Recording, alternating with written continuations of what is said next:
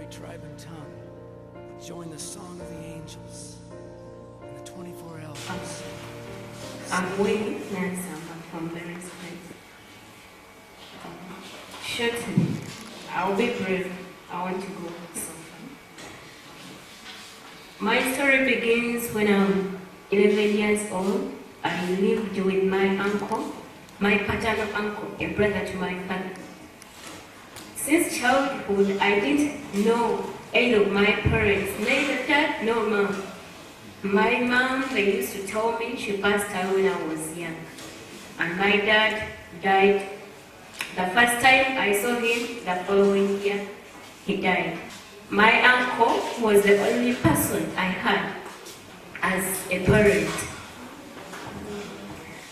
He did not want to take me to school, claiming that he had his own children. Why can't he invest in someone he did not give birth to? So he wasn't willing to send me to school, but he had a good wife, and his wife decided to take me to a nearby primary school where I studied from primary 1 and up to primary 4. But after primary 4, my uncle took me out of school. He could not tolerate it. And I had a teacher that was teaching me at school, and his father was a friend to my uncle. They used to boast together because my uncle was a real drunkard. I cannot even describe him. So one day, I remember it was a Sunday morning, I saw a boda coming to our home. I did not have the courage of asking him. So I was forced to get on the border. I was carried onto the border, and there was a lady that had come on the border guy, and she was a sister. She was a sister to my teacher. So she sat behind me, and when we reached on the way, she got off, and I saw the teacher that was teaching me at school sitting behind me. So I got the courage of asking him, where am I going? Where are you taking me? The answer I got was, shut up. That's the only thing he said. And when we reached in Lambo, he had a friend there. And that friend had a wife. And he told me, you're going to be putting up with these people for some time. I did not have to object just because I didn't know what to do. Then I stayed with them for a couple of months. Within that period, he used to, whenever he learned that I was alone at home, he used to come and tried to have sex with me. But now I used to escape. I don't know how, but I used to escape so many times. And when he saw that he could not achieve it, he decided to take me away and to another far away island. When we reached in the evening, it was dark. He had rented a house there, not even a house, but maybe a lodge, a campsite. He told me to come in because he went in first. I said, no, I'm not coming. And I stayed outside. He stayed inside for a couple of minutes and then came out, dragged me inside. Through the night, he did what he wanted. He found me to his satisfaction. The following day, in the morning, very early, he said to me, he told me, don't go anywhere. I'll tell someone to already bring you food, but don't get out of the house.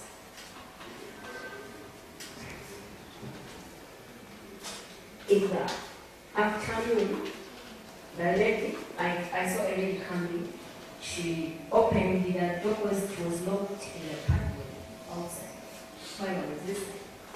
She unlocked it, pushed the food inside without even saying anything. She moved down. The next day, she did the same until the teacher came back. But that day that teacher came back, I don't know what was in her mind. She forgot to lock the door. And that's when I got the chance to sneak out and escape.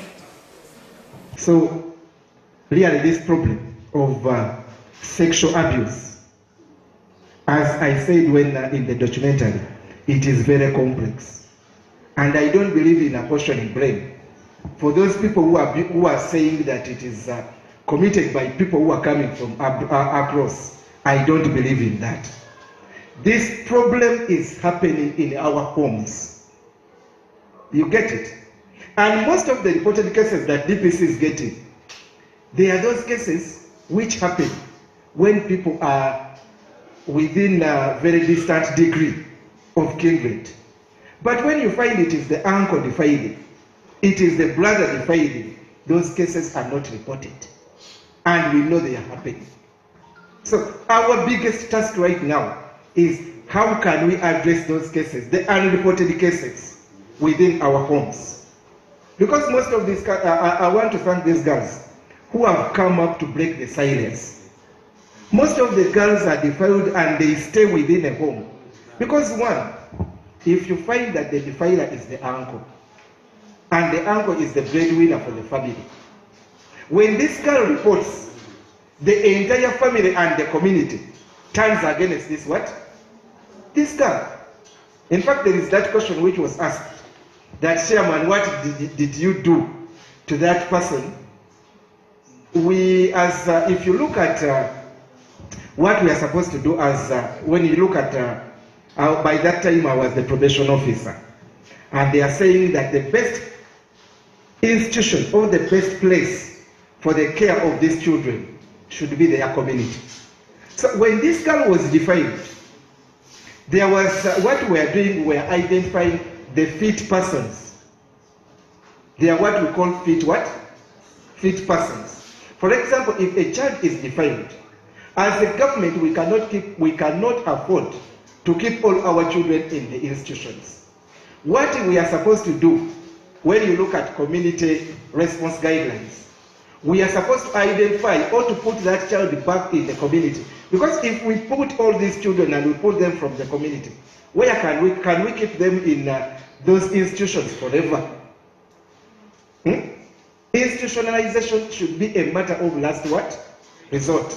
So we identified that person who we thought was a what? A fit person, a responsible person in the community. So we got this fit person, we entrusted him with this girl. What did he do? By the time they told us, this girl had already conceived. So we pushed the man to prison, to police. He was taken to court and convicted. But what I believe, there is this firefighting. When the problem has happened, let us respond. But I think our biggest task should be, how can we prevent these things from happening? Because what I believe, every girl should live to realize her full potential. Because once you are defined, I want to thank our friends who came here to testify. There are certain things that they are what we call reversible damages and the irreversible ones. For example, if you are defined by the uncle and you contract HIV, we cannot, as we talk, that person will be on what? On treatment for life. Our biggest task should be, the biggest question that we need to answer, all of us, is how can we prevent this, prevent defilement? How can we prevent child sexual abuse? What is it that we must do within our community, within our homes? Because if it is an issue of parenting, really I can tell you that all our children are potential victims. Because we are here. The RDC is saying he has 7, but he's here. Who is taking care of those children? She talked about the uncle. Should we chase the uncles from our homes? You are talking about the teachers as the defilers. And this is where we are taking our children. What can we do to the teachers? So I think the issue of moral decay, of morals, however much we shall imprison these people, yes, we are trying to deter other people from indulging in this same practice. But the thing is, in the first question, the biggest question that we need all of us to answer, I don't want this question cannot be answered by the RDC, it cannot be answered by the Queba, neither can it be answered by you alone. But we need all of us to ask ourselves, why is this thing happening in our homes? What are we doing to those girls who are not reporting? Because really, if it is the uncle, it is good that she gathered the courage to report. But if the uncle is the breadwinner for the family, can this younger girl report? If she reports and you find the whole community turning against what? The victim. What can we do? So I think as we are trying to address the issue of child sexual abuse, we are looking at the various stakeholders. These are questions that are challenging. I think as district, we have not really done enough to protect this to protect our next generation, the future generation. And I think we really need to do more. We need to challenge ourselves and do more. The people defining our kids are our own relatives, first of all. And that's where we get the challenge. And that's where you blame us most, we the police. Secondly, the people defining our children are these teachers. The teachers. A teacher of a kid is luring her into sex. A teacher. A person who's supposed to really oversee this guy is the one defiling. Well, these goons are also doing it. The other day I was seeing a pastor who produced with a 17-year-old, actually a reverend father. If you watched TV, some of you watched, and the girl was saying yes, and they went for a DNA. Musicians, there's a musician I saw so defiled the girl. Some musician, some popular musician, by the way. Now, when we are talking, we should know the challenge. And most of these things come later. The complaints come later when these girls have long delivered.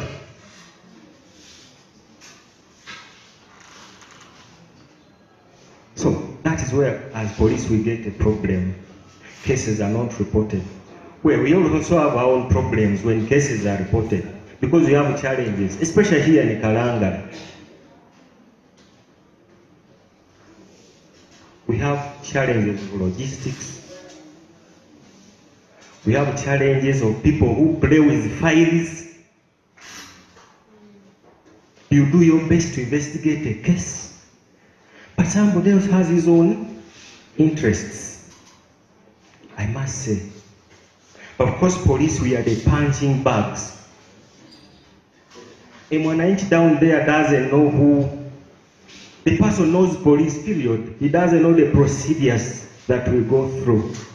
Who do we trust to access the services?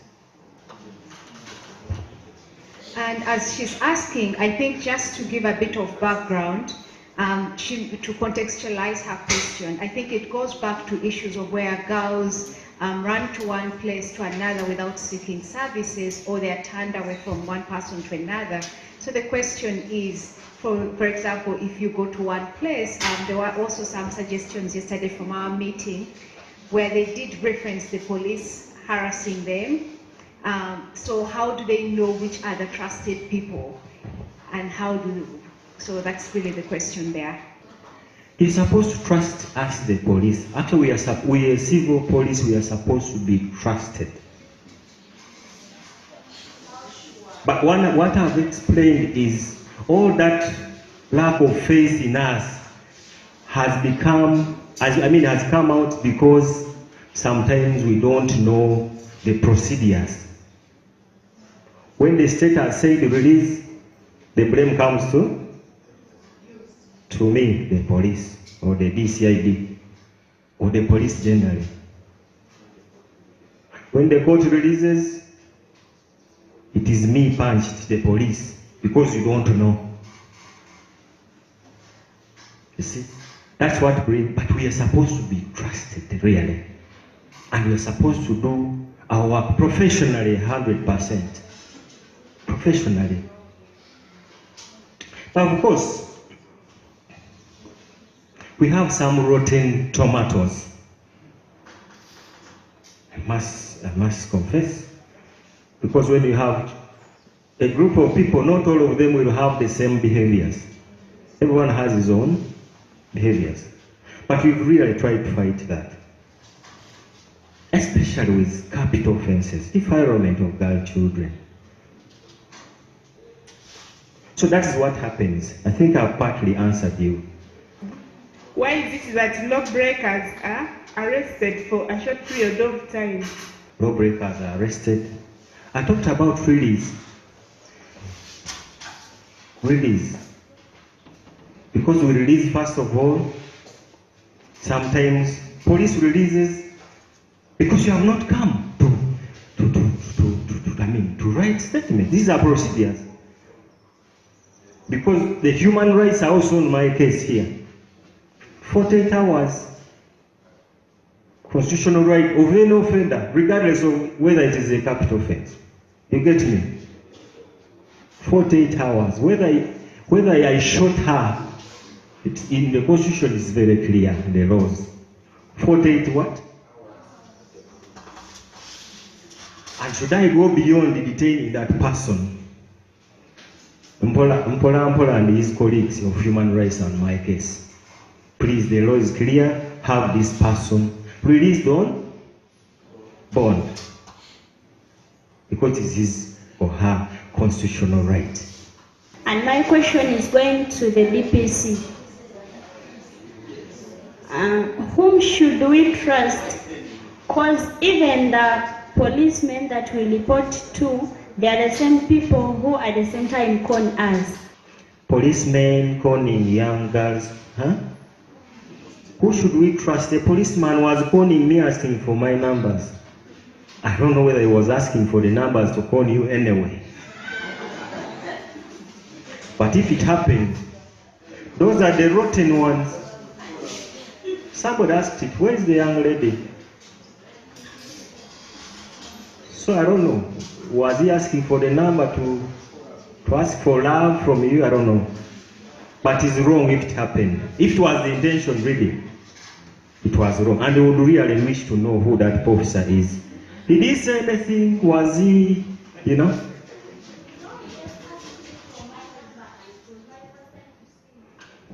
So if he asked, does that make you conclude that he... I think, Mr. Mtisi, I will say that we are trying to trust our girls or empower them to trust their instinct, and that is a human. If she perceives... it could have been so. Yes. But I would also need to know who that officer is. I would wish to know. It was at police. And Betty, please drive over at police so that we address this. Because these are our kids, really. And if it was the intention, it is really bad. My question is, are there registers for the people that are coming on Kalangala? Because we've established that maybe the perpetrators are not inhabitants of Kalangala. So is there a way of accessing these people's backgrounds and following up where they come from and their main purpose here as one way of helping? She has talked of registers. We know most of people here, those people who are on highlands, they are criminals who came from on the mainland to here. But they just come freely, they just enter here, and we are just looking. So what if those registers are there on each and every highland?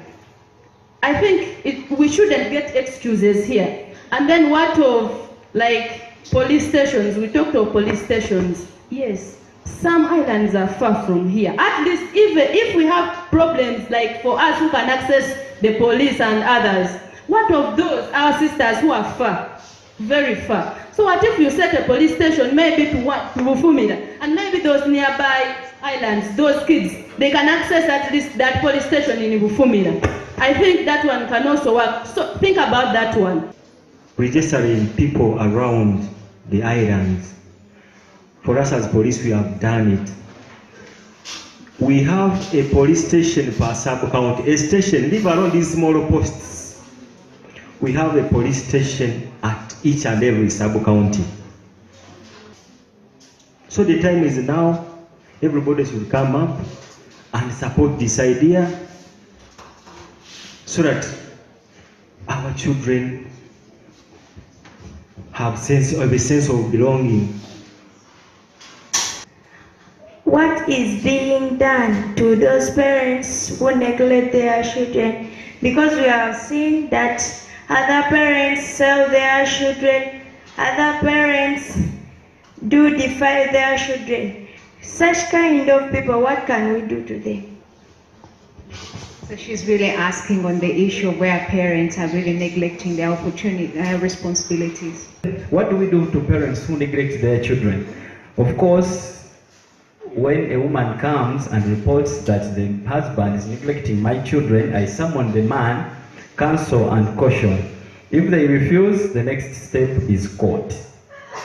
And then, in most cases, you will find that as probation officers, we are supposed to enforce the law, but we are also social workers. This question is going to Mr. Henry. What is being done to the people who use the HIV-infected people's funds for other issues? Like in the past years, we had an organization there at the Heritage Center. It was called Judge's Home, and it was used to help those people. But when it was supported by the whites, but maybe when they got to know that the people to whom they send the support, they use it for their own benefits, so the organization stopped it. People, all the HIV-infected kids, used it to get things like mattresses, blankets, sugar, what. But ever since the organization stopped, I think most of them are suffering. What are we going to do really to stop that?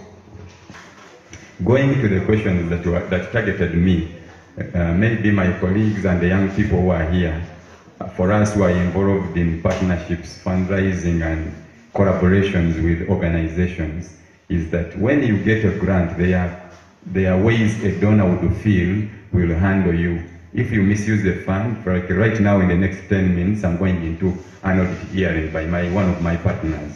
So if at all I will use the funds, one would say termination of money, because the court processes may be very expensive, but they terminate resources. So that is the most common thing that donors do. But also should be aware that projects start and end. So sometimes when very critical, important, impactful projects end, for us as beneficiaries, we may not know that this project has ended. Yeah. I would like to ask the probation officer some few questions. Are you really aware that there is child abuse in your society? If so, to what extent? Please give us a percentage. What percentage are you still, what percentage have you worked on? And what percentage are you still working on per now? What remains to be done so that stakeholders can know where to help or lend a hand? Last one. Can you involve the girls, when drawing systems that directly involve us in putting in place these prevention systems, because we are in a better position to reach out to fellow children in a better way or in better ways than you yourself would. Thank you. Are we involving the young people into reaching their young ones? Last year, towards the end, there was a program under CAF, Child Action Fund. The money comes from Global Fund, and the sub-grant, the grantee, the one who won the grant was TASO, and TASO made a sub-grant to CAF.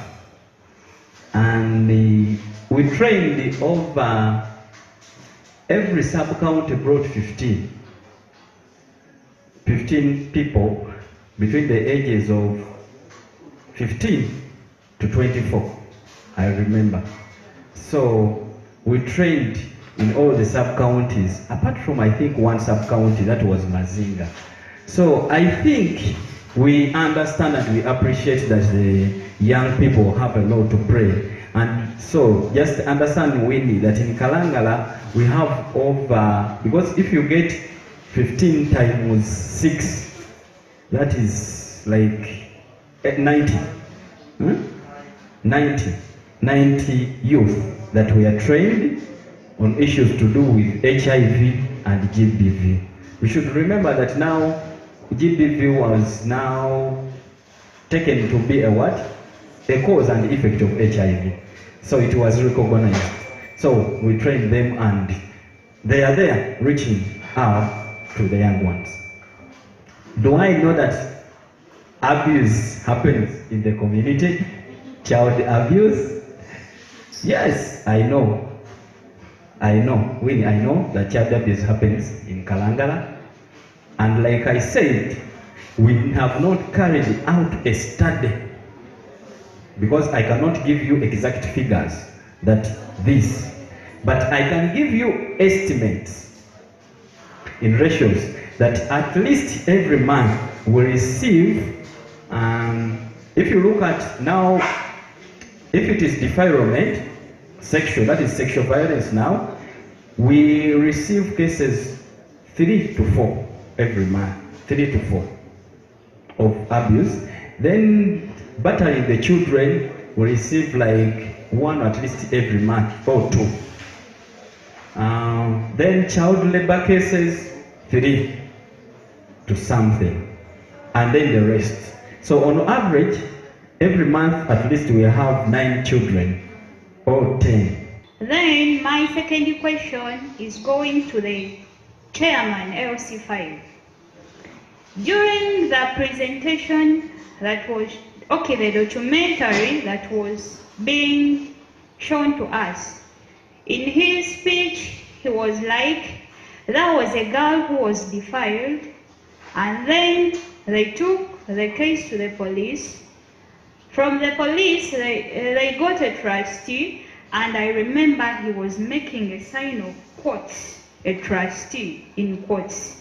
Then after some time, that trustee continued with the defilement. You never explained what then happened to the trustee. It's like you left him there just the same way you've left the explanation hanging. So I think for your case, I would like some clarification on the issue of the quarterly trustee. Thank you. Then my last question goes to the DPC, because I think he's representing the security organs here. I'm going to use this as an example. There is a strategy now taking place. The government is embarking on fighting indiscriminate fishing.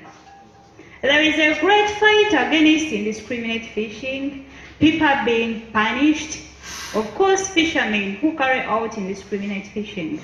And I think indiscriminate fishing, yes, it has been there, but not at a higher rate as it has risen in this period. And I'm comparing the indiscriminate fishing to sexual abuse. Sexual abuse has been there before even the indiscriminate fishing came in. Why is it that you people are struggling to end the indiscriminate fishing? Yes, one reason might be that you want to raise maybe the income because if people really fish out the mature fish, the price is also high. Why is it that you're neglecting the sexual abuse? Yet when we come out and help these young fish that we are having here, we can raise the money. In this case, the money is the dreams of these girls, the careers that they want to hold in life. Can you, not even at least, can you come up with a strategic fight against sexual abuse in the same way that you are doing to indiscriminate fishing? Because you're fighting indiscriminate fishing, the people who are running away from fishing are remaining on the island redundant, and they are carrying on with the sexual abuse. You're going to find out that most of the people who indulge in sexual abuse are found on landing sites. So if you can really get the fuel of moving to far islands to fight indiscriminate fishing, why can't you get the fuel to move to far islands and fight sexual abuse? We won't just sit and keep quiet. Thank you. Thank you very much. So my answer to your question, it should be integrated. It's not one person as another DC, as a chairperson, as a DPC. All of us should come out. We need to change the mindset of our people. Not thinking about wealth, about leisure, pleasing yourself. But our concern is more so about our parents. You know, the family is the smallest unit of society, of community.